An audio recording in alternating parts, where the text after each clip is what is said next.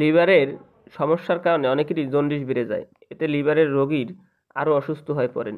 আর এই সমস্যার সমাধান রয়েছে জার্মানি লতা, রায়েট লতা বা পাকিস্তানি লতায়। সাধারণত ঝোপঝাড়, গ্রামের পুকুর পাড়, আবার কখনো কখনো রাস্তার ধারে দেখা যায় এই লতার গাছ। বাংলাদেশের এমন কোনো জঙ্গল নেই যেখানে জার্মানি লতা পাওয়া যায় না। এই লতা আয়ুর্বেদিক চিকিৎসায় বহুল ব্যবহৃত হয়ে থাকে।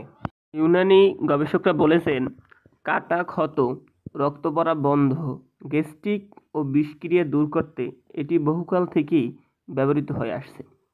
তবে আপনি কি জানেন এই লতার কিডনি ও পাকস্থলীর পাথর দূর করতে পারে? এটি এক মহা ঔষধি লতা। চলুন এই লতা সম্পর্কে আরও কিছু জেনে নেওয়া যাক।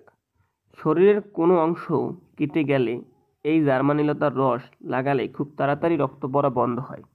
তবে কাটা জায়গায় এই পাতার রস লাগিয়ে বেঁধে রাখলে খুব তাড়াতাড়ি জোড়া লেগে যায়। অনেকের হাতে পায়ে চামড়া উঠে খসখসা হয়ে যায়। আর এই খসখসে ভাব দূর করতে জার্মানি লতার রস লাগালে খুব উপকার পাওয়া যায়।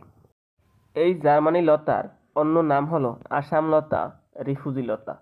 এই লতার বিশেষ বা বিশেষ গুণের কোনো বলে শেষ করা যাবে না। এবার চলুন কথা না বাড়িয়ে এই আসাম লতার বিশেষ গুণাগুণ আরও জেনে নিই। আমাদের অনেকেরই গ্যাস্ট্রিকের সমস্যা রয়েছে।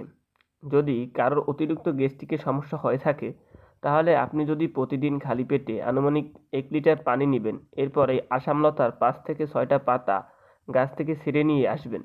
আলাদা একটি বাটির মধ্যে ভালো করে এটাকে পিষে নেবেন আপনার হাত দিয়ে, এবং পাতার বাকি অংশ ফেলে দেবেন। শুধু রসটুকু আপনি পানির মধ্যে মিশিয়ে সেই পানি আপনি পান করবেন। এরকম যদি আপনি প্রত্যেক দিন এই পাতার রস দিয়ে খালি পেটে 1 লিটার পানি পান করতে পারেন, ইনশাল্লাহ আপনার গ্যাস্ট্রিকের সমস্যা সমাধান হয়ে যাবে।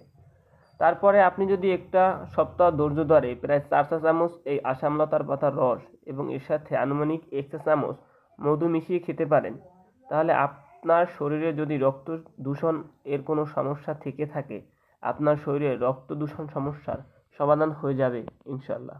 পূর্বেও বলেছি, এখন আবার পুনরায় বলতেছি, এই লতার ক্ষতস্থানে বা কাটা জায়গায় গ্যাস্ট্রিকের সমস্যা, কিডনির সমস্যা, বিষক্রিয়া এই ধরনের সমস্যাগুলোর খুব সহজেই সারিয়ে তুলতে গুরুত্বপূর্ণ ভূমিকা পালন করে বলে জানিয়েছেন ইউনানি গবেষকরা। আমাদের ভিতরে অনেকেরই কিডনির পাথর আছে, আমরা তা জানি না, কিন্তু মাঝে মাঝে ব্যথা ওঠে। এরকম যদি সমস্যা হয়, তাহলে অনেকে ডাক্তারের কাছে গিয়েছেন কিন্তু কোনো সমস্যার সমাধান পাচ্ছেন না।